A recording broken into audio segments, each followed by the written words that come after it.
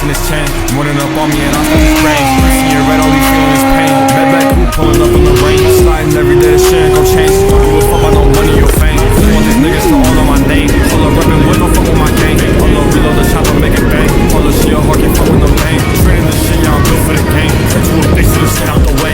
Running up my paper, I'ma get paid. All up what you say, I know where you stay. Shut the fuck up before we found where you lay. All y'all dick riders, I swear that y'all gay. Hop on the mic so y'all hear what I say. Y'all ain't really about the shit face to face. Hide his body and they won't find a trace. Nah, I ain't Trey, pulling up when we bang.